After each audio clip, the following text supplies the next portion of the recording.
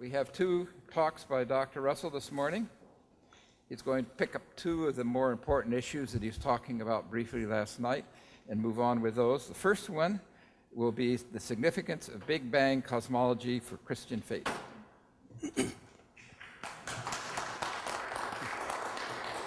Thanks, Pat. Well, thanks very much, all of you, for coming back this morning, or for those who are joining us, welcome. Last night we did a sort of brief waterfront tour of 5 key issues on the frontiers of theology and science. Today we're going to look in depth at 2 of them, Big Bang cosmology and the significance for faith, and then evolution and creation. Let me just say, as far as resources go, the CTNS website is just stock full of free resources, and also if you're a member, you get additional resources. So I urge you to go to www.ctns.org. There are at least 200 hours of videos like this of conferences we have sponsored. There are something like 75 detailed course syllabi. From the winning courses, we gave $10,000 grants to over 300 courses around the world on a competitive basis, and the 75 we thought were some of the best are there online, available to be used to see how other folks teach this field from a variety of positions and campuses. There are a number of books that were sort of recent books, introductory books to the field if you want to get introduced to it. And of course, there's just lots of possibilities to interact with CTNS members through the website, and to be emailing to me if you like to. So I encourage you to, first of all, access it, and then to consider joining. And as a member, you receive the journal, Theology and Science, one of the few refereed journals in the field. You get that both printed and online available, so you can use it as you wish in terms of just block copying and using it in your own documents and work. Thank you again for coming this morning. And the first talk we're going to look at is the significance of Big Bang cosmology for Christian faith. Let me remind you from last night that Ian Barber has suggested that we come into these conversations presupposing either that religion and science as a whole are in outright conflict. So atheistic folks like Richard Dawkins or Stephen Weinberg want to get rid of religion and replace it with science. Others, like Carl Sagan, recognize that we are fundamentally religious, but that the sources of our religion are wrong. They aren't in Scripture and tradition. They should be in science. That's a difference, but they're still challenging Christian faith, Islamic faith, Jewish faith, the 3 monotheisms, as well as the Eastern religions. Other folks say there's no conflict because science and religion are intrinsically independent. They're almost irrelevant to each other. And that's helpful if you're tired of conflict, but it doesn't help us deal with profound questions where these 2 fields interact, both around technologies like stem cell research, but as we'll see today, around some fundamental questions about what's the universe? Where did it come from? What's it about? Is it filled with purpose, or is it just there? And what is our relation to it as life? So to get to those questions, we need to have some sort of dialogue, and even more, what Barber calls integration, where you either use science as a way to get to knowledge of God in the tradition of natural theology, or where you start with theology, as I do, and revisit it in light of science, or so that it's a theology of nature, or you use something like Whitehead or another philosophical system to bring them together around a common framework, so systematic synthesis. This talk, let me tell you, is actually 2 things at once. It's a talk for us, but it was originally given as a talk that I gave in mainland China about 3 years ago, and I want you to know why I structured it this way. Normally, when we do theology and science, it's the theology of nature mode. Here's Big Bang cosmology. Here's the way people have interpreted, say, the beginning of time or fine-tuning. And we saw some of that last night. We'll see more details today. But that's given the science, how do you interpret it? The case I want to make today as well, and I want to weave into that, is that in the actual construction of scientific theories, there are at play philosophical, metaphysical, and aesthetic elements. That is, in the construction of science, not just in its justification against data. Science already takes on board certain philosophical assumptions. Now, when I went to mainland China, I wanted to challenge the assumption that's built into China, even now, that science is atheistic, that you don't need religion to be fully human. But I didn't want to challenge it in a advocacy way. And I realized maybe the simplest way to challenge it is to simply trace the story of Big Bang cosmology and its competition with Hoyle's steady state, as we'll see a little bit today, and to show how there are, in fact, these metaphysical, philosophical elements that shape science. So you simply can't say, well, we'll start with science and use it as a basis for atheism and get rid of religion in philosophy and metaphysics because it's already in science. It's the Trojan horse argument. Right? And this really worked because it's true, and it's non-offensive. It's simply saying, open up Big Bang cosmology, you get a philosophy of nature on which it's constructed. Well, to do it a little more justice, I want to go back a little bit further for us today and start with the fact that modern science arose in the confluence, the coming together of two major streams of Western intellectual history. Now, the story is actually much wider than this, but for today, I'm going to focus on these two streams. And we can have conversation around this during the Q&A at the end of this presentation. One stream is the Greek logos tradition, that the universe is rational. It's structured by the logos. Justin Martyr, an early Christian apologist, used the logos in the Greek tradition, the logos in the Gospel of John, the notion that we are indwelled by God through the logos to connect Hellenistic philosophy and the biblical tradition. Okay. So the logos tradition that the universe is intelligible, it's rational, is a profound contribution that Greece made to what we inherit as modern science. The biblical contribution, again to make it brief, is the notion of the doctrine of creation ex nihilo, that the universe is created by a free act of God. It's not, according to, let's say, Plato's Timaeus, the demiurge gazing upon the ideal forms and massaging primordial matter with these forms to form stuff. Rather, God is the creator even of those ideal forms, so mathematics is in the mind of God, and God is the creator of primordial matter. That is, God creates out of nothing, not out of a pre-given matter. That means the universe, the existence of the universe is contingent. It need not be. It's a gift. And the way the universe is contingent, we don't know what it's like unless we go and look.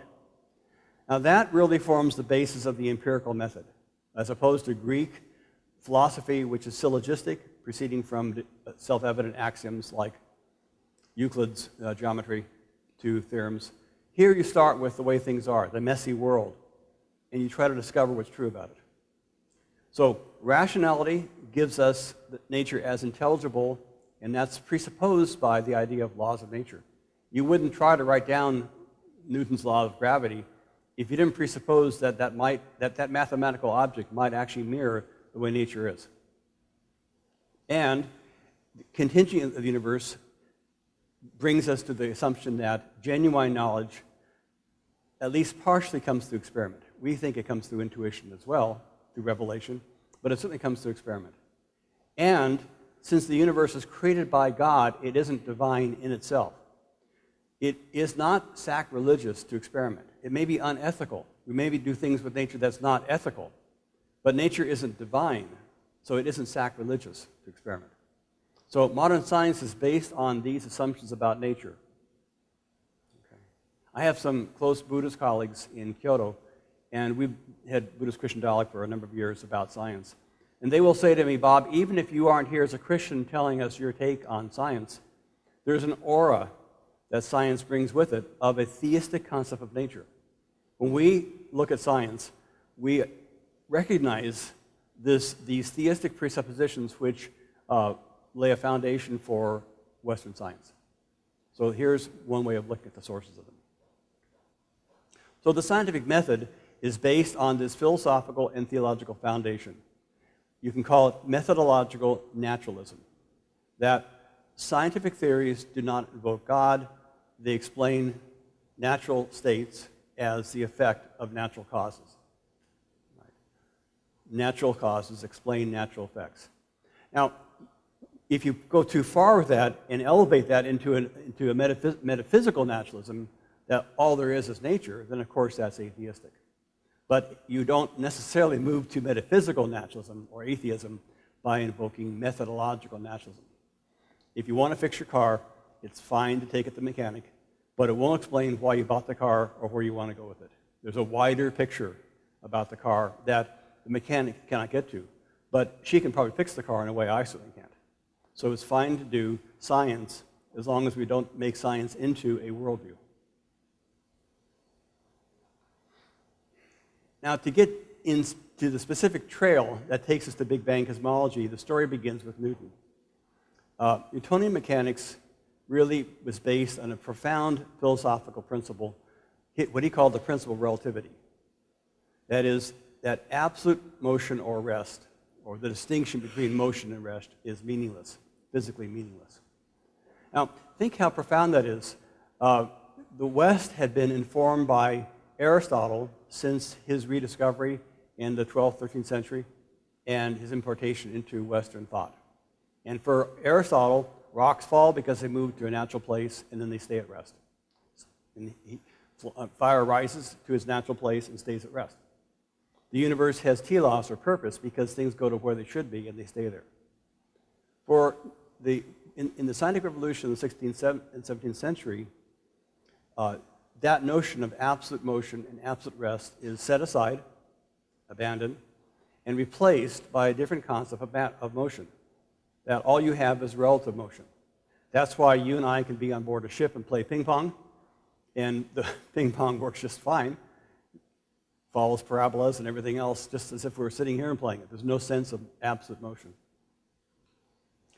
Now, Newton then combined that with his classical theory of gravity, details for conversation if you like, and produced a view of the universe, Newtonian cosmology, in which nature is infinite in size, static, and eternal. Again, a partial and very important break with Aristotle. Both Newton and Aristotle believed the universe was eternal, but Aristotle thought it was finite in size. Newton thought it was infinite in size. In both cases, though, it's static. How could the universe change? It's all there is. So, of course, it's static.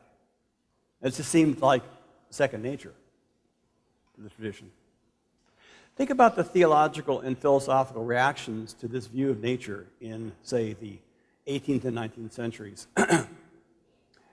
When Newtonian physics was elevated to a metaphysics, a view of the world, and again, that's the move we don't want to make. We don't want to make a view of the world, an all-encompassing view of the world, out of science. We want science to play a role in our view of the world. We don't want it to be the view of the world. That was the problem with Maoist China. In the case of 18th and 19th century, as a mechanistic view of nature took over culture, the reaction was that God made the world at the beginning, if there were a beginning, and then abandoned it, or at least simply held it in motion. So this is a form of deism, that God doesn't do anything in the world. God simply accounts for the world. Reductionism, that everything can be, all knowledge can be reduced to physics. Determinism, that Newton's physics is right, and it's lockstep, cause and effect. And materialism, that all there is what science described, which is matter and motion, leaves us in a very, very sort of spectator mode at best, not a participant mode about the universe. So in the famous words of E.A. Burt, man became a puny, irrelevant spectator of a cold, hard, colorless, silent, and dead world. Now, think about the reactions to that in the 19th and continuing in the 20th century. If that were the case, if what really counts is just physics and that world out there of stars and planets and rocks, religion is reduced to morality and personal piety. God is limited to the subjective sphere of human existence, so Protestant liberalism, Rudolf Bultmann, existentialism. And atheism is possible because a God who simply accounts for why there's a universe but doesn't answer prayer or act in history or raise Jesus from the dead, that God is irrelevant. In fact, that God is, in fact, dead. According to Nietzsche or to Feuerbach, it was always just a projection of our longing for the infinite. Or according to Freud, it is a juvenile obsession, neurosis. Or according to Marx, it was a legitimation of power for the underprivileged. Or according to Bertrand Russell, it was simply an intellectual sham. And so on and so on. We have today Monod and Dawkins giving sort of simplified versions of this militant atheism that the masters from Feuerbach forward gave to the West. In many ways, because it was possible, because of this mechanistic view of nature which had come out of classical science, classical physics. Now, when Einstein entered the picture in 1905 and produced special relativity, he was aware that there were experiments that were kind of challenging classical physics, the famous Michelson-Morley experiments. But really, he wanted to preserve Newton's principle of relativity, but to include this other field of classical physics along with gravity called electromagnetism. The most famous, perhaps, scientist is James Clerk Maxwell. So he wanted to incorporate two different spheres of classical physics, Newton's theory of gravity and Maxwell's theory of electromagnetism, electricity and magnetism united. And he wanted to bring it together under the principle of relativity. Now, it's obviously a scientific theory. Special relativity is a scientific theory. But what I'm wanting you to see is that its conceptual frame, its structure as a theory, is given to it by a philosophical assumption about motion, namely Newton's principle of relativity. Newton's principle of relativity told Einstein how he had to shape his theory that brought classical mechanics and electromagnetism together. So it's a wonderful example of a theory, special relativity, being obviously a theory in physics, a scientific theory, and a philosophical view of nature. And you really can't cleave them apart. Without this philosophical view of the principle of relativity, you wouldn't have gotten special relativity. But without the problem of bringing electromagnetism together with classical physics, you wouldn't have gotten special relativity. So it's both. Okay? They're both cleaved together, honed together. You really can't separate them out and just study the physics, because the physics is infused with this metaphysics. Now, in particular, he accomplished this goal by insisting that the speed of light be a universal observer-independent constant. Everyone moving in relative motion, oddly enough, measures the same value for the speed of light. So you pass a car on the highway, you pass it going 20 miles an hour, but you're going 60, that car is going 40. The motion is, velocities are different according to the observer. When it comes to light, they're all the same. I'm traveling on the freeway, I shine a light ahead, Charlotte in the next car observes the light, she measures speed of light, the person on the ground measures speed of light. Doesn't make sense. That's the way the world works. That's according to special relativity.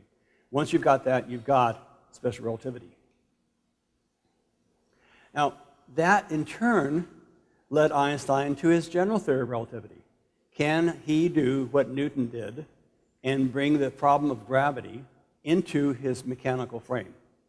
Newton produced the theory of gravity and solved it for the universe and got the infinite static universe we know from classical physics. Einstein brought the problem of gravity into this relativistic framework, which included electromagnetism and therefore special relativity, and produced a very extraordinary theory called general relativity. Excuse me. Now, we don't have time today to do the details, but there are at least 3 other philosophical arguments which help shape Einstein's particular theory of general relativity. I'm simply going to name them. We can talk about them if you like. But these are major philosophical, scientific themes. One is the principle of equivalence, one is Mach's principle, and one is the manifold metric representation of space-time. I simply want to share with you that there are a variety of philosophical and aesthetic elements that conditioned the particular form of the theory of gravity Einstein produced in producing general relativity. Again, my subtle point here in the context of mainland China was you can't just say, well, we'll take relativity and forget Confucianism or Buddhism or Christianity, because there are elements, not explicit, but implicit elements of a view of nature from these religious and metaphysical traditions in general relativity. Now, the result was this profound equation. I showed it last night. I simply want to point it out to you again because what this equation does, his field equations, relates the curvature of space-time, this side of the equal sign, to the distribution of matter. Now, that may sound straightforward, but it's really very profound. Again, it represents a fundamental break with a tradition going back at least as far as Aristotle, perhaps to Parmenides. The tradition is that space and time are a container. They're just given, like the cup into which you pour coffee. You could pour orange juice. You could pour scrambled eggs. I mean, you could do whatever you want with the cup. It doesn't affect the cup. That's the container view or receptacle view of space and time, which has been around since the beginning. The only real challenge was Leibniz in the 18th century.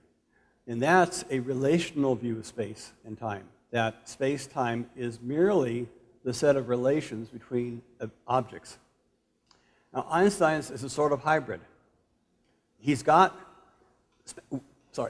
space-time with the structure, its curvature, and he's got matter over here. Sounds like matter is in space-time, which it is. But matter changes the structure of space-time. Right? So you pour water in a rubber balloon and it expands. It isn't a cup of coffee. It's a different view of space-time. And as I slipped a second ago, you get this famous sort of picture of space-time being like an elastic membrane which can be curved and distorted by the matter in it. So you have a hard object here in the center, let's say it's the sun, and it distorts space-time.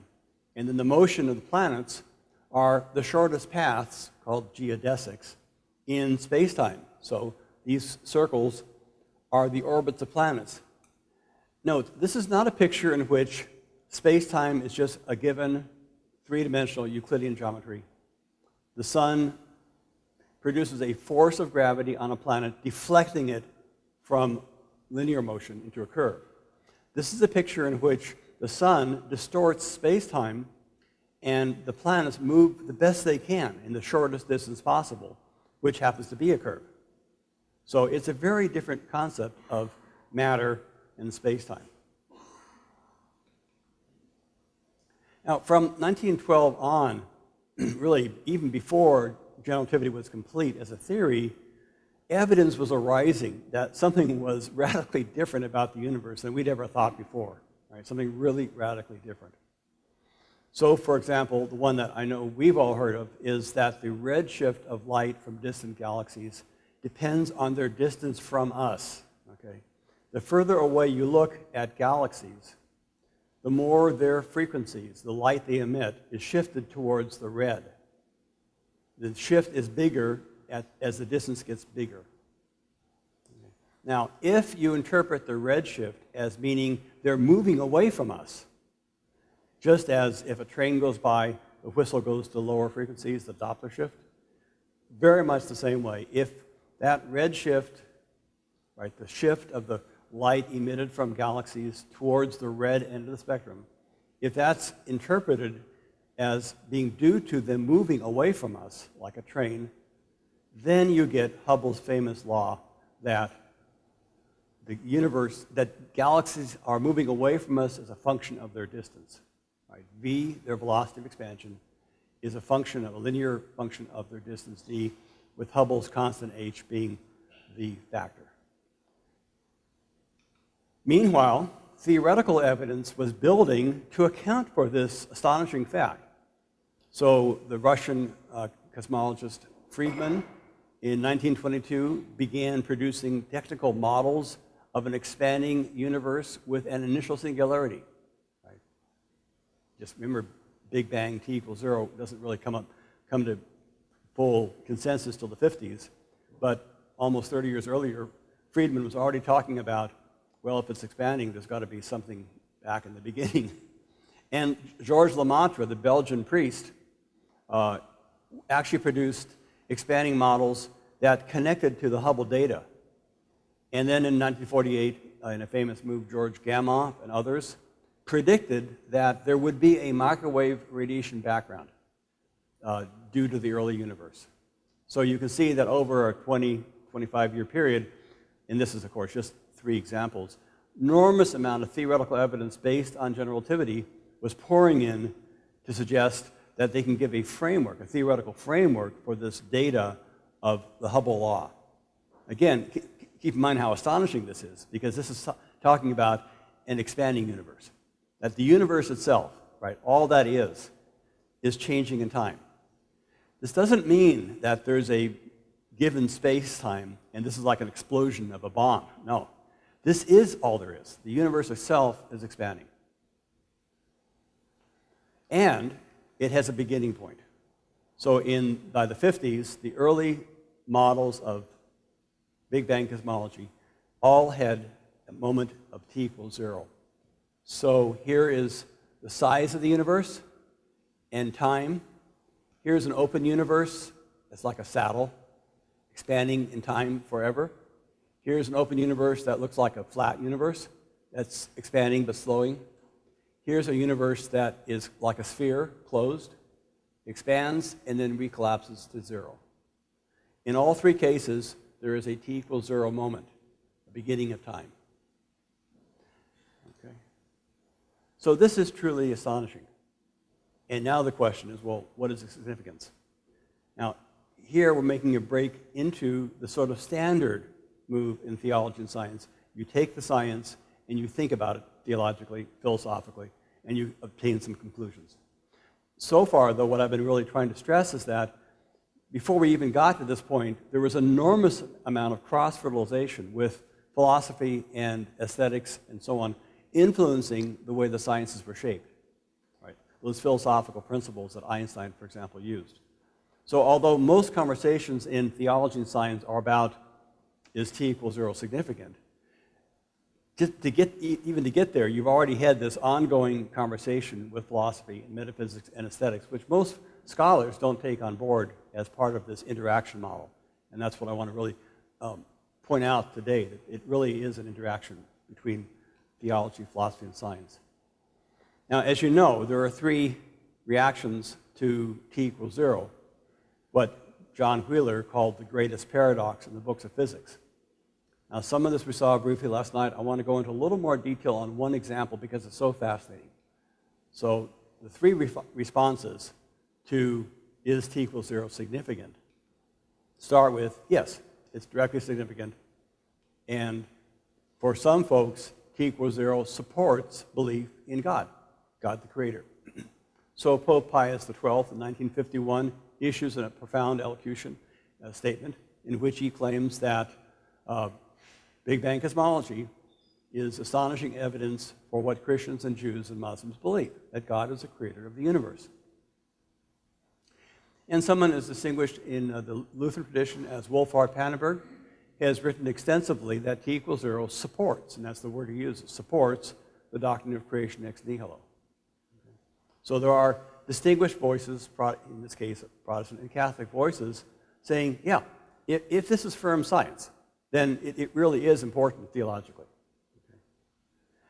Now, I mentioned last night that there's also a voice, or it was a voice, saying t equals 0 is really important, but for the opposite reason. This is Fred Hoyle, who wanted to get rid of t equals 0 because he was a devout atheist. Now, what I want to do is use this as an interesting example of how, in fact, the debates around Hoyle's response to t equals 0 continue this conversation with philosophy and theology. It's a very interesting and mixed conversation, and it isn't oftentimes discussed, so let's look at it for a second. So Fred Hoyle's steady-state cosmology. Fred Hoyle objected to the Big Bang for both philosophical and theological reasons, namely atheistic ones, which is a theological reason because it's reflecting on your beliefs. Now, his philosophical argument was really quite profound. You can put it this way. If the laws of physics came into existence with the universe at t equals 0, how can t equals 0 be described by them? So let's unpack it a little bit. You could say the laws of physics predated the universe, but he didn't do that. That would be seen as purely speculation because for a physicist, the laws of physics are coterminous with what they govern. You really can't say, well, they're there, but there's nothing for them to do. Okay, so the laws of physics are coterminous with the universe. Now, if the universe were eternal, no problem. The laws have been around forever. But if the universe comes into being, what about the laws of physics? If they can't precede the universe, do they govern the moment it begins? Right. Well, if the laws of physics, to put it just sort of straightforwardly, explain every natural effect as the effect of a natural cause, right? Which is what Newton did and Einstein did, right? Today generates the next moment. Yes, the moment before generated this moment. If every moment, every effect, is the effect of a natural cause, then the first moment falls outside of that province. The first moment is not the effect of a natural cause because there is no prior natural cause. So if there really is a t equals 0 moment, you've got a paradox. It's a real physical moment. It's the first moment of the universe, so it's a real effect. But it is not the real effect of a real cause because there is no previous physical cause by definition. Paradox. That was, in essence, Hoyle's objection. I think it's a very good objection. Right? Very, very, very nice objection.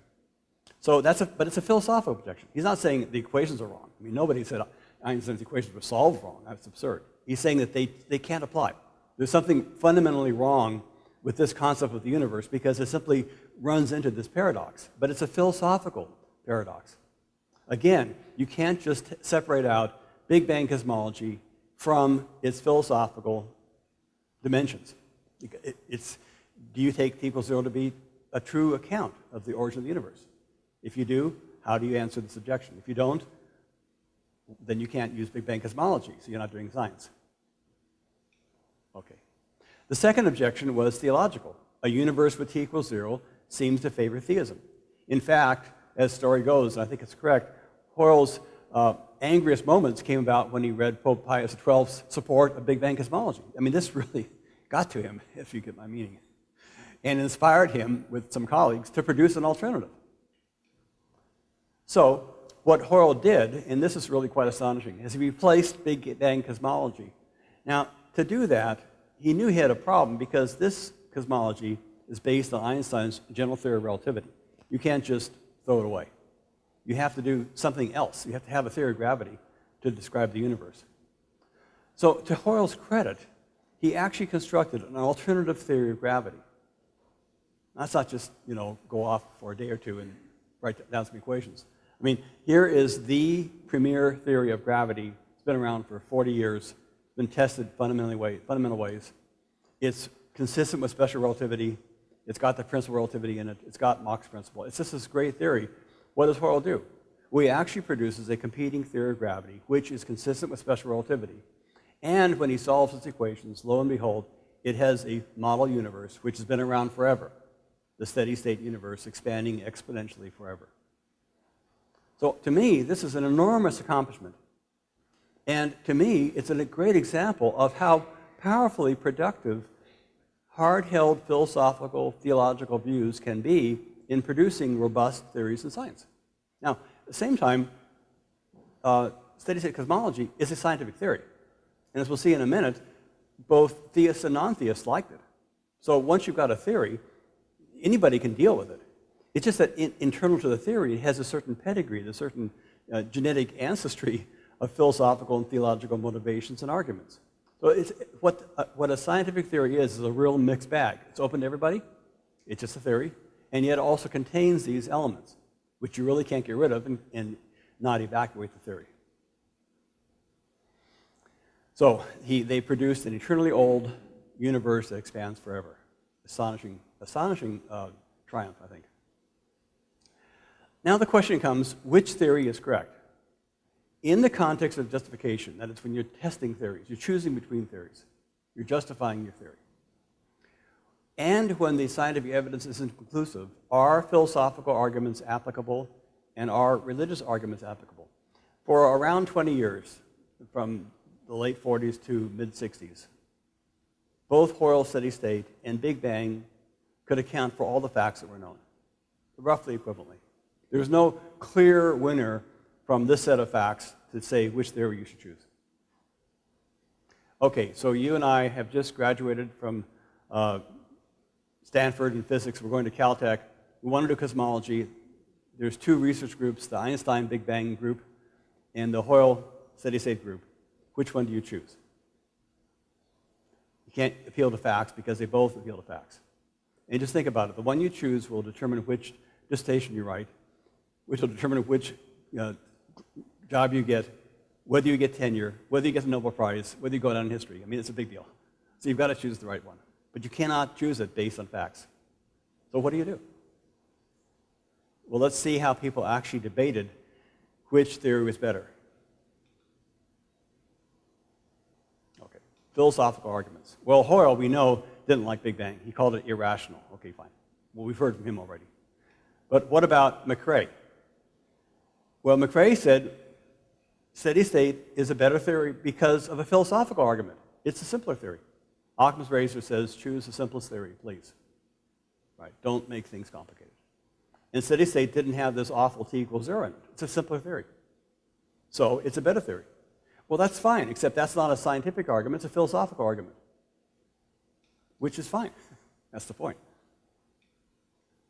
Dingle, who was a funny sort of fellow, thought they were both too philosophical. He didn't like either theory. He didn't work with either theory. In fact, he actually challenged special relativity for philosophical reasons. So Dingle rejected them both for philosophical reasons, not for scientific reasons, philosophical reasons. Now, I put this in, remember, I was speaking in Maoist China. China, you couldn't talk about Big Bang until Mao was gone.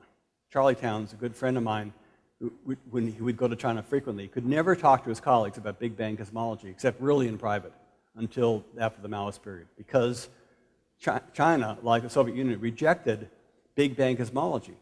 And they did so because it was unscientific. But what they meant by unscientific was inconsistent with dialectical materialism, which is a philosophical argument, obviously.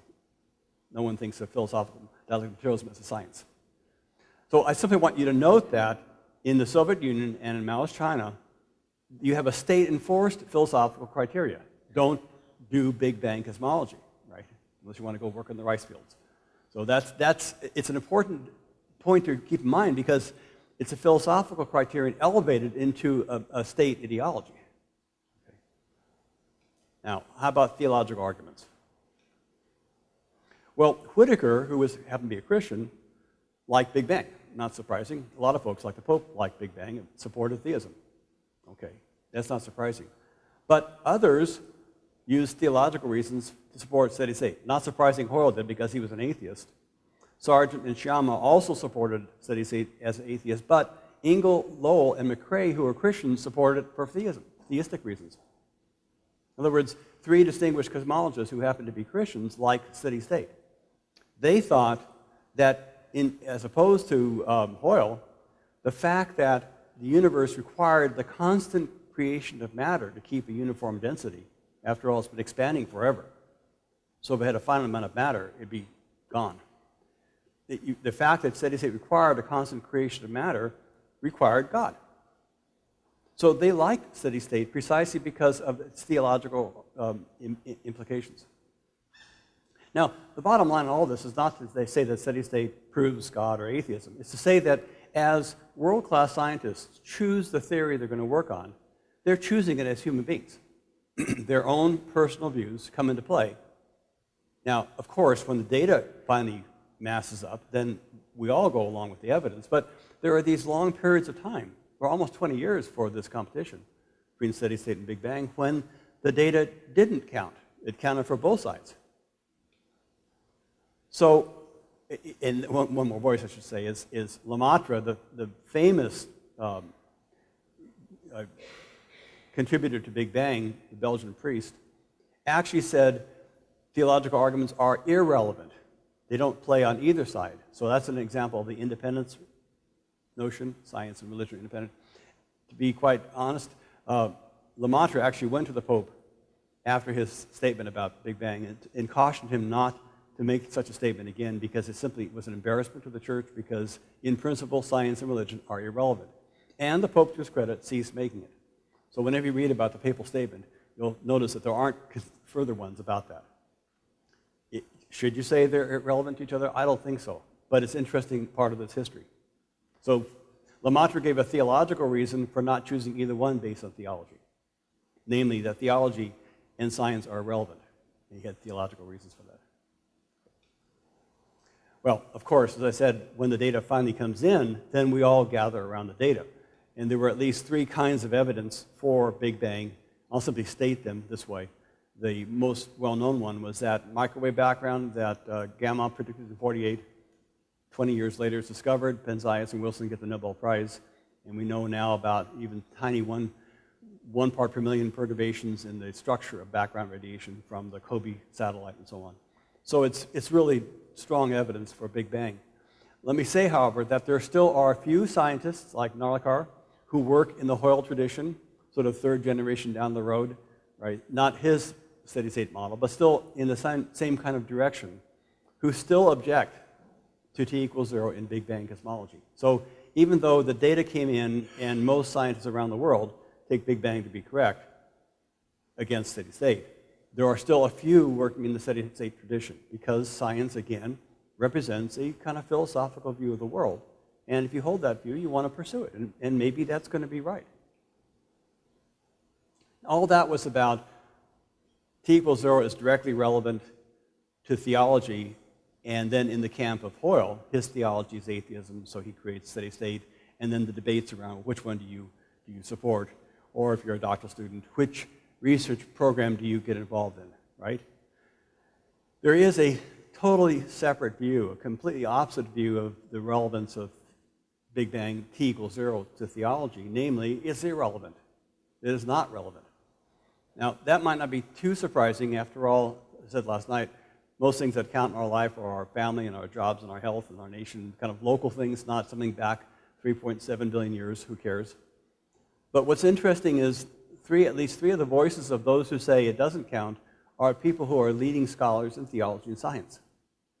Right, so it isn't that we all have to care about this, but you'd think that Ian Barber, Arthur Peacock, and John Polkinghorne would care about T equals 0, but they have good reasons for saying no.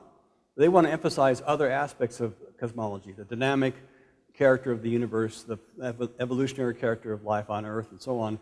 And they don't want to get into debates over what is highly speculative, that is Big Bang and a beginning of the universe. So that's a voice for saying it's irrelevant. Okay.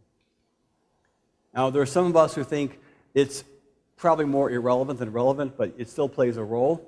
Science provides confirmation for theology, but not proof. So science and theology are consonant. And here's the detail of the argument.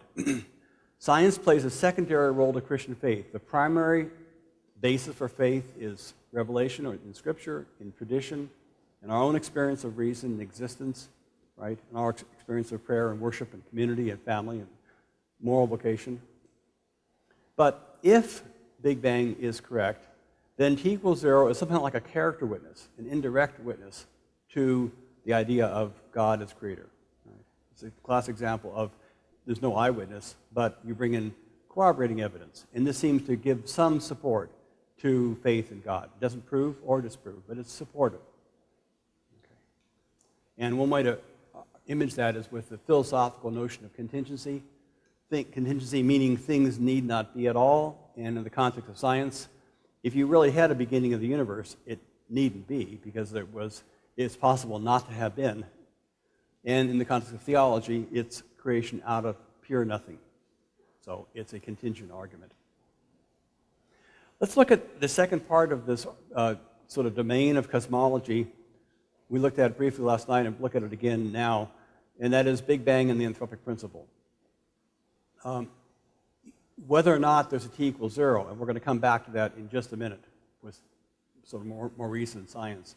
There's a second fact about the universe that showed up in the 1970s with Brandon Carter, and that's the fine-tuning of the universe. If the constants of nature, the constants in the laws of nature, like the speed of light, or Planck's constant that it dominates the domain of the subatomic world, Planck's constant, if those are just right, they have the values they have to 1 part per million, then life is possible in our universe. And if not, life is not possible. So here's a way of representing that in a nice diagram that shows for the strong coupling constant alpha naught in a log scale, all of this area would mean diproton disaster. Here you could have no non-relativistic atoms. Here carbon is unstable, measuring against the electromagnetic coupling constant. The point is that this small little patch here is the only place where the constants are just right for the universe to exist such that life could exist. So it's a very small little piece right there. You are here. And this is from an article by Max Tegmark from MIT.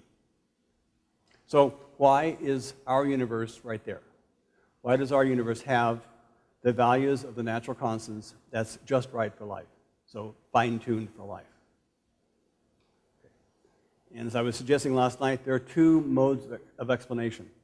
One is, well, God created our universe. After all, Christians believe God created the universe in order for there to be life to come into covenant with God. So it's an entailment that God creates a universe in which life could evolve.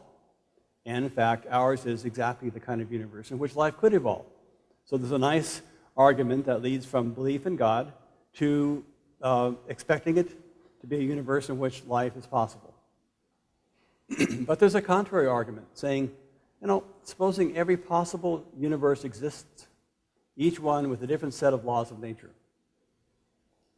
If they all exist, you don't need to invoke God to explain our universe. Ours is just one of many, perhaps an infinity of universes.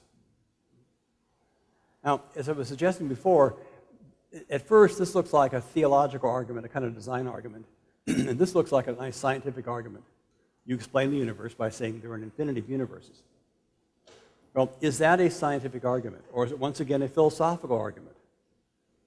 And what I want to suggest now and do a little more detail as we proceed through this lecture is that it began, admittedly, as a highly metaphysical argument without a lot of scientific evidence.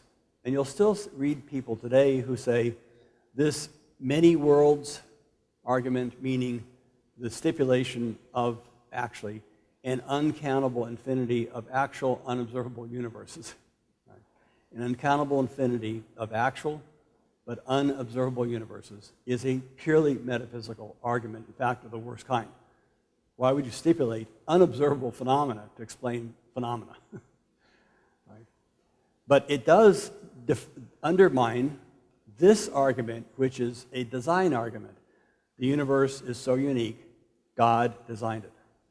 And that's a sort of natural theology, working from the data about the universe, the fine-tuning of the constants, to an argument for God. And a lot of folks over here didn't like that. So at first blush, it looks as if this is a design argument using science to prove God, which some folks really take seriously and work with, and some folks really are abhorrent to and want to get rid of that argument at any cost. This looks like a nice way to do that because you simply make our universe one of many universes. And so obviously life is in the universe in which it's in. No surprise there. But at the expense of saying there are all these universes you cannot observe, which isn't a scientific argument because there's no evidence for them. So this is a really interesting problem because both sides have some really noble characteristics. This is a robust argument from what we know to God. And this is a robust argument that there must be a lot of universes because why should ours be so unique? But both sides have these problems. After all, you can never prove God from nature. And after all, these universes can't be detected. So why would you stipulate them except because you don't want to go back to the design argument and argue for God? Now, as we'll see, times have changed, and frankly, this side has gotten more advocates because there's more sort of empirical evidence for it. And that's part of what I want to show you today. But first, I want to simply state that for a lot of us, neither way of looking at the problem is really helpful. I don't think design arguments work ever since the Enlightenment critique of Hume and ever since Darwin displaced Paley. And we'll talk about that in the second lecture today, that is Darwin's theory of evolution.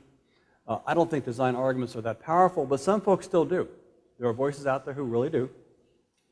But I think there's a second lesson. Whether or not you want to make a design argument for the universe, there's a second independent argument, which I think is a kind of unimpeachable argument, because it doesn't matter whether there's one universe or many universes.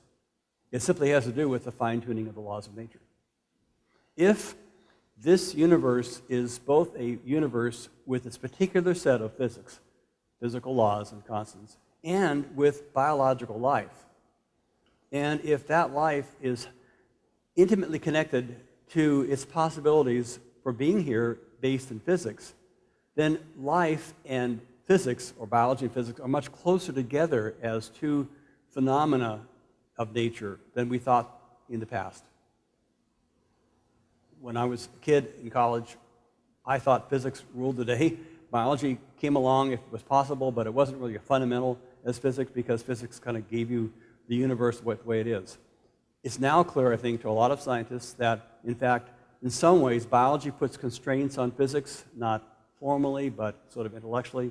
That is, if you want to have a universe with life, if you want a biological universe, you have to have a particular physical universe. They're really connected. That biology is a kind of clue to the universe as a physical universe. Okay. So to say it another way, does biology count? When I was a kid, I thought it just happens to be where it is, right? Blue-green algae form in some pond someplace on a rocky planet. Let me give a different metaphor. You and I are in a desert. We're starved, we're thirsty, we're really on our last gasp, and you spot a palm tree on the horizon. Do you say, well, you know, the reality is the desert is huge, right? It's miles in scope. There's one palm tree, it's irrelevant. No, you say, my God, there's a palm tree there. That means there's water and life. That's what is important. In fact, it's important precisely because it's so unique. Right? And we go to the tree and dig down and get water and we're saved. So in that sense, life is a clue to the meaning of the universe. That there is life is a clue to what this universe is about. It says the universe is special. Now, we know of that because we are not just biological life, but we are psychosomatic life. We are self-conscious, mirror self-reflecting primates. Right? We know we are self, we attribute self to others. We know we're in a community. We know there's a God who loves us. That profound expression of life is part of our embodiment as biological creatures that are physical creatures. We're seamlessly physical, biological, neurological, brain-endowed, mental-endowed, spiritual-endowed creatures. We're of a piece. That view of us is dramatically different than the view we had in the mechanistic world of the 18th and 19th century when atheism flourished, because it seemed like the universe was a mechanical universe, a mechanistic universe that was purely determined by physics and matter and motion. That view is gone. And instead is this view that we are, to use the wonderful phrase of Dyson and Davies and others, we are at home in the universe. Now that's not a theological argument, but it makes the theological argument much more robust to say this is the kind of universe God created in order for there to be life, and in particular sentient life. Right, which may very well extend beyond Homo sapien to dolphins and to elephants, and may very well extend to ET in the universe. So I don't mean to say life like us, but certainly us, that is part of the meaning of life. It's the palm tree in the desert. And that view of our being at home in and a clue to what the universe is about, what God's project is about, is much more consistent with the monotheistic religions we are part of. And it's much more consistent now with the cosmology we know from science. So aside from the design arguments and the debate between does this fine-tuning prove God versus many worlds, there is this parallel argument which has been underdeveloped, which is a deeply spiritual argument, which says we really are, not in a sacramental, sentimental way, but in a really profound, robust, intellectual way, we really are a clue to what the universe is about. Right? The universe really is coming, as Sagan had said, and Teilhard said. The universe really is coming to expression through life and through us and through other forms of self-conscious life. Well, let's fairly briefly now, because the time is going, continue with what's happened since then. Right? What's happened since the flourishing of Big Bang cosmology with its T equals 0, with its fine-tuning, and all those conversations? Well, scientists, whether or not they're theistic, aren't going to settle easily for something like a T equals 0, precisely for the kind of arguments Hoyle raised. It just doesn't make a lot of sense that there could be a state of affairs which had no cause, no physical cause. I mean, if you're looking at it from the point of view of physical causes and you say there couldn't be one, is that a legitimate statement within physics? And if you really do think about it, it really is a question.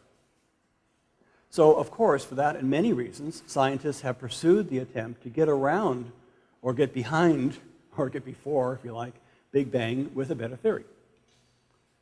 So, as you undoubtedly know, since the 80s, there have been some major advances in cosmology that really do succeed in getting behind and before and around Big Bang. First, there's Alan Guth's argument for inflation, or hot Big Bang. So this is an argument that the very, very early universe, before the Planck time, so 10 to the minus 32 seconds, I mean, the early universe expands enormously rapidly. So it's called inflation. It expands hugely rapidly. So much so that after the first 10 to the minus 32 seconds, the universe is enormously bigger than we would have thought. And the visible universe we see is a small little patch, a little domain on this sort of mega huge universe. Now, that idea, which is really brilliant, solves some tremendous technical problems in Big Bang. I haven't talked about them. It's really more strictly science. I just want to list them. The antimatter problem, the horizon problem, and the anthropic question. That is, it produces a mega universe, a universe, but you might as well call it mega because it has literally domains as big as ours, right? Which we before thought was the universe. So now it's a small little patch, right? It's San Jose on the map of the Earth instead of being the Earth. Now, what is really interesting, and I can think of very few examples that are like this, and John Barrow has a great term for it, undecidable, is that in inflationary cosmology, you cannot answer the question, was there a beginning at T equals 0? Inflationary cosmology is consistent with a beginning, but it doesn't answer the question whether or not there was a beginning. That is, this may be a universe that actually is somehow connected to a previous universe, but for technical reasons in the equations, you can't get behind it. You can't get past that neck, okay? So, although people typically say inflationary Big Bang is a Big Bang theory, and Big Bang connotes T equals 0, technically speaking, inflation tells us that the question cannot be decided by science. Right? That's a very different answer than yes, there was a Big Bang, or no, there wasn't. It's saying the question is no longer scientific. So I simply want you to see that as a really profound development, because it both undermines the design argument, since you can no longer refer to a T equals 0, but it leaves the anthropic argument in an interesting quandary, because it gives you many universes, many domains of our universe, but it doesn't take away from the fact that ours is fine-tuned. So it's a mixed bag for this conversation. Now, the last point, of course, is that we now have gone past inflationary cosmology into highly speculative but very interesting scientific scenarios about quantum gravity and quantum cosmology. After all, if the universe was ever as small as an atom, and Big Bang cosmology said, yeah, it goes all the way down, then quantum mechanics must have a piece of the picture, must be part of the way we describe the universe, because it's atomic in size. And quantum mechanics describes atomic and subatomic physics. So we all know that general relativity, which gives us Big Bang, couldn't be literally true at the earliest moments of the universe, whether or not there was a T equals 0, because it was a quantum mechanical object. But the challenge, as I think you know, is to bring quantum mechanics together with relativity. And that's a huge challenge. So attempts at what's then called quantum gravity and quantum cosmology suggest that instead of a t equals 0, or instead of inflationary models saying we can't decide, there really is no t equals 0. Either the Hawking-Hartle model, which got a lot of press. If you read the book, The Brief History of Time, they speak about this in great detail. Or Andre Linde over here at Stanford, his idea of eternal inflation. Or more recent work in superstring theory that brings together quantum mechanics and relativity, or tries to bring together, right, in a different conception of matter, that matter is irreducibly finite in size, little strings that vibrate. All of these are speculative, but all of these get around t equals 0 and suggest a very different cosmology, and then encourage further conversation theologically. Here's a nice little diagram of two of these so-called superstring membranes bouncing and creating a universe. What's interesting in this picture is this is not a picture of the Alps. It's a graphics of the probability of a given universe as a height, as a function of the underlying physical constants in superstring theory. This is, in essence, a picture of 10 to the 500 universes. So it's a picture of the multiverse. It looks like the Alps, because they've made it to look like the Alps, but it's really a graph of the likelihood of a given universe as a function of the base, which is the constants that describe it. So it's a multiverse. Okay, nice picture. And this is my good friend Gerald Cleaver. Now, Gerald is one of the few people I know who is working in multiverse superstring theory, who is an outright explicit Christian and celebrates the multiverse as the bounty and magnitude of God. God is such a God that God could create at least 10 to the 500 universes.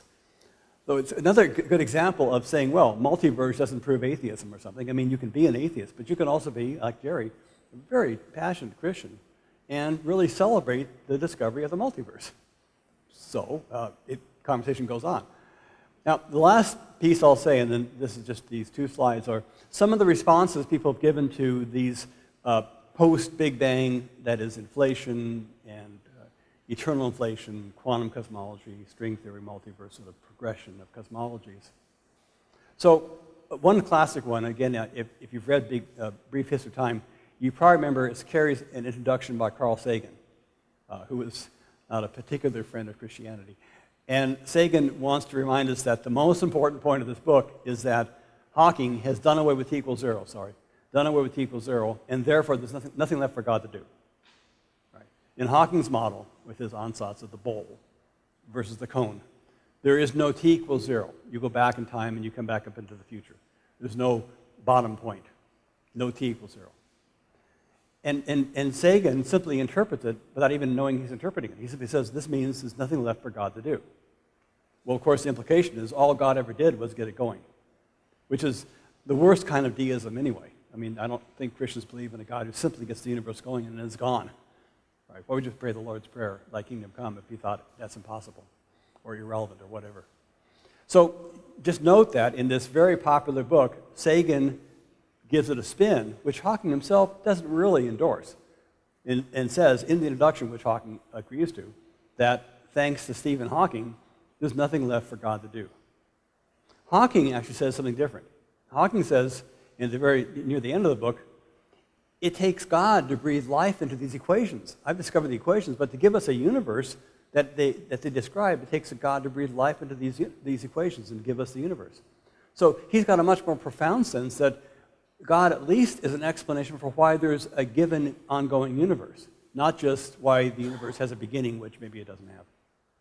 So interestingly, in the very same book, by two of whom are atheists, one is trivializing or caricaturing religion as about t equals 0, which there is no longer a t equals 0, thank you. The other one is about celebrating the mystery that there's a universe at all. In the same book. So my response is that deism is the wrong target for Carl Sagan's comments. And in the eternal inflation model, it does explain our universe, but it still doesn't explain why there's any universe. I had a wonderful conversation with Andre Linde once. We had a program called Science and the Spiritual Quest, and Andre was one of 20 cosmologists at the GTU where I teach. And he had this beautiful diagram of this multiply inflating, complicated universe, looks like coral reefs, and it's just beautiful. And ours is a part of that. And I said to him, well, Andre, why is there this universe? And he thought I meant our universe. He said, well, Bob, it's because of the previous multi-universe that's inflated. And we went back and forth about 15 minutes. I couldn't get my point across. Finally, I said, give me a second. I went up to the board, the whiteboard where he's drawing. I drew a box around the whole picture. And I said, Andre, why is there that? He said, well, I don't know. It takes God to produce that. Of course, he's joking. He's an atheist. But he got the point. I wasn't asking him why there's our universe. He had explained why there's our universe. I was asking him why is there the entire superstructure of eternally inflating universes. So there is always, as I said at the beginning, that underlying mystery of existence.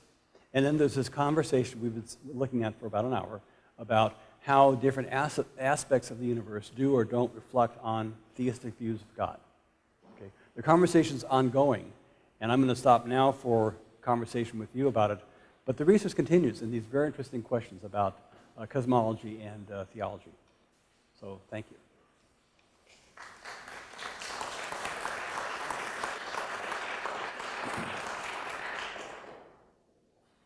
Okay, questions, please.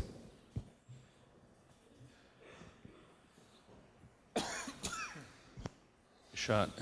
My background is not in physics, but I guess I try to keep an ear to popular science like a lot of people.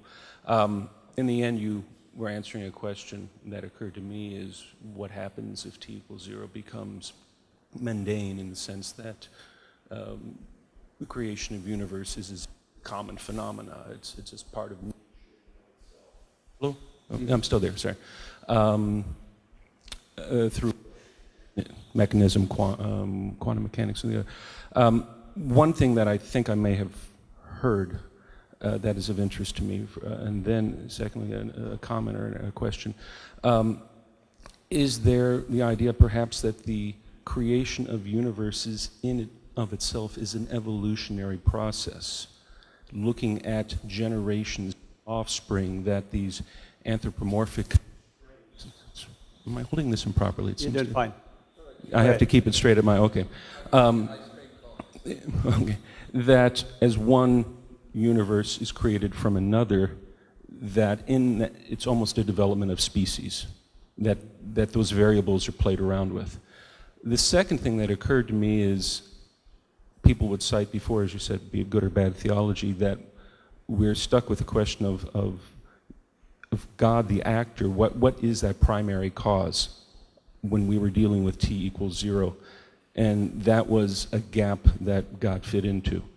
In a sense, are you now, in a multi-universe, somehow pushing that gap even further back under the mystery? Well, what is the prime cause? If we don't have t equals 0 of our universe, we have just a bigger picture, u equals 0, the universe, the all equals 0. Is that a gap that's waiting to be solved with the next question? Then we make another jump from there. Thank you. Those are excellent questions. The first, if you couldn't hear, I'll sort of try to paraphrase. The first one was using sort of biological or evolutionary language to describe the multiverse and saying, well, are these like species or generations of species? Yeah, I think you could say that. Earlier universes generate, follow consecutive universes out of their primordial stuff. And the picture of Lindy or others who have that view is there's never a beginning. Right? There really is an eternal series of universes, maybe many in parallel. They're generating each other. They're having been generated. And that's a rich and fecund view that something like superstring theory gives some empirical voice to. And of course, that's again a philosophical view of nature as well, that nature ought to be eternal and self-generating. And that goes to your second point. Did God serve as a kind of gaps explanation when there was a beginning point? And if so, if there's no beginning point, what happened to God, or does God get moved back further, or whatever else? That's a really important question. Maybe one way to respond to it is to say, if there's a t equals 0, there's two kinds or two modes of explanation. There's a scientific mode which says there must have been a universe before that. It's sort of a horizontal move. The universe is here. There must be a universe before the beginning of it. A vertical or metaphysical move is to say the universe as such needn't be. Therefore, God is its constant creator. And if there were a beginning point, that is a kind of particular characteristic of its needing a creator, but not the only place where it needs to be created. Christians and Jews and Muslims, by and large, agree that every moment of the universe requires God to sustain it in being. So God as creator ex nihilo is always there as the basis and the source of the universe. So having a beginning point adds to that. That's my character witness argument. But it doesn't rule out the need for a God even for an eternal universe. This is exactly Thomas Aquinas' point when faced with Aristotle. Bonaventure in France thought Aristotle had to be rejected because he gave us a universe which was eternal, and only God could be eternal. And Aquinas used resources from the Islamic tradition and the Jewish tradition to say, no, even an eternal universe requires God. It happened to be for him that you had evidence from Genesis that the universe had a beginning, but it didn't matter because the universe as such requires God. So I want to distinguish between the Big Bang serving as a gap that you need God to fill in, which I don't mean to say, versus the Big Bang illustrating the contingency, the non-necessity of the universe as such, which is true right now as much as it was true then, for which God is the best explanation.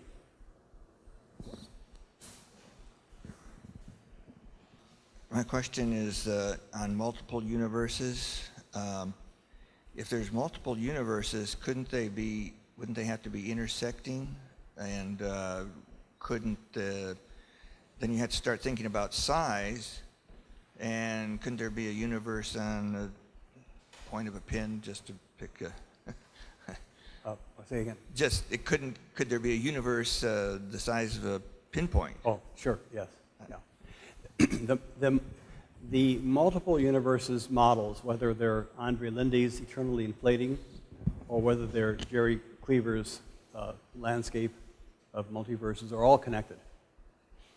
The idea of disconnected universes was the earliest multiverse argument. It was simply there, as I said, because people just couldn't go with the design argument from t = 0. So they simply said, well, let's just assume there are other universes. But it has become much more sophisticated since then, and these universes I'm talking about are, like coral reefs. I mean, think of a brain coral, or Lindy has some great pictures, but I don't have them on the computer, where they bifurcate, and they can reconnect and bifurcate and reconnect forever. And we're one of those branches.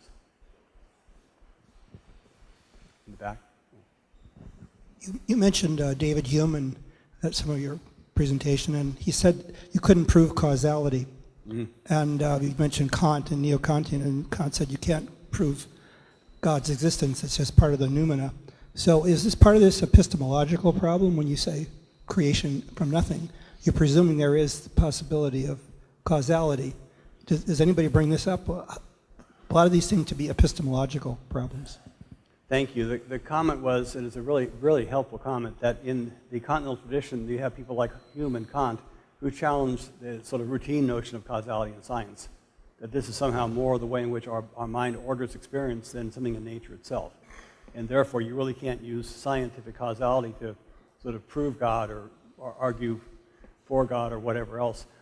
That's a very important fact. The sort of Hume-Kant tradition in continental philosophy has had a major impact on Protestant and Catholic theology. So people like Karl Rahner, who's a neo-Thomist, is neo-Thomist precisely because of his work with the Kantian tradition and through Hegel and so on.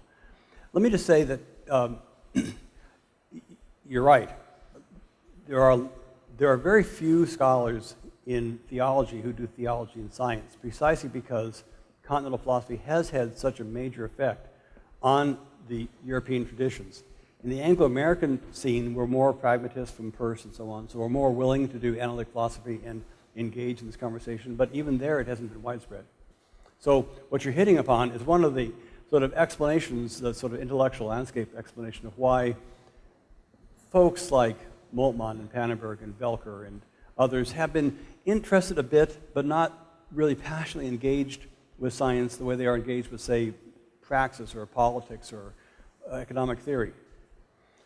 And it's a real problem, trying to bridge this gap if you tend to see language about causality as really language about the way we order experience and not about nature's experience.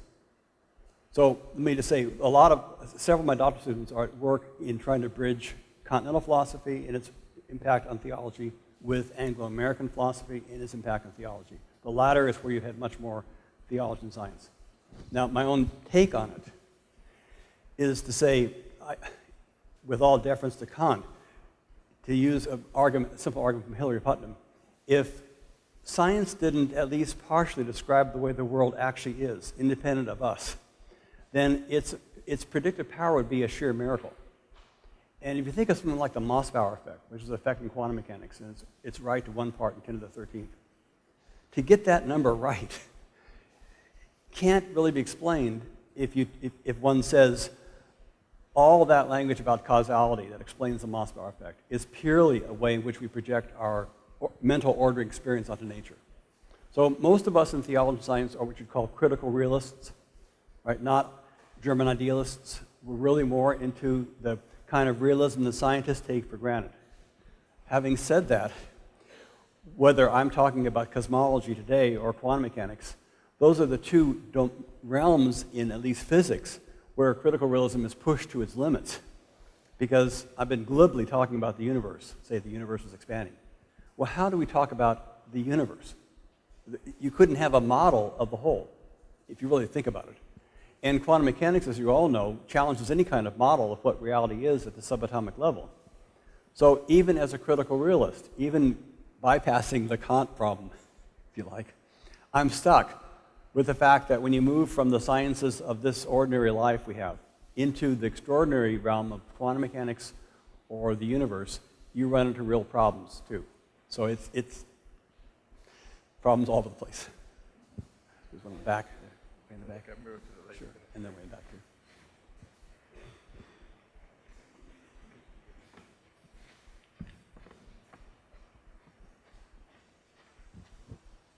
Everybody here has heard the old question, if a tree falls in the forest and there's no one around to hear, has it made a sound? To my knowledge, sound requires an eardrum. That is how important we are. The fact that we are even asking these questions is so awesome. Yes, thank you. So amazing. And to me, the fact that that we can think on these things rather proves the existence of God. The fact that we can even contemplate these things is to me more amazing than beginnings and endings, tops, bottoms, edges. I have as much trouble, by the way, with tops, bottoms, and edges as in these models of the universe as I do with beginnings and endings. And the fact of that trouble, to me, is the awesome thing. Thank you. It's beautifully said. I simply want to affirm what you said, that there is a holy mystery and wonder to our experience of being in awe of the universe. And I think that's part of the clue about what the universe is about. Thank you. Yes. If there's a small space in the universe that life can exist, and we know that the universe is expanding, is there conceivably a point in time where life will no longer be possible in the universe because of the way that it is expanding? And if so, can we possibly, conceivably predict when that time may be? And if so, also, was there a beginning of time where life was available within the universe? Thank you. Yeah, that's a very important point. If you think of the universe in either the open or closed model, it's going to go on for, 1,000 billion years, something like that, let's just say, or forever. So if you have a 1,000 billion year span, the Earth is 5 billion years old, life 4 billion, maybe it'll go on for 5 billion more, the sun goes supernova. So you've got a 10 billion year range of life like we know it, something from blue-green algae to whatever happens in the next 4 billion years, for life to be sort of part of the universe. That means that there's 990 billion years in which there's no life. So in that sense, it's a very sort of dim view of the universe. If it goes on forever, it long since forgets anything ever happened. The universe will be expanding forever and have no trace of us or of anything. Now, as a Christian, I don't believe those scenarios. I really believe God has a destiny for the universe which is different from those, and we have a clue, a foretaste of that in the resurrection of Christ. But to make that have connection with science is a huge challenge. And so I would simply say those predictions I don't think are going to happen, but at least scientifically they are. You're right. The little band of green universe is surrounded by no life and no life. Okay, we got time for one more question. I'm going to go to another lady back here.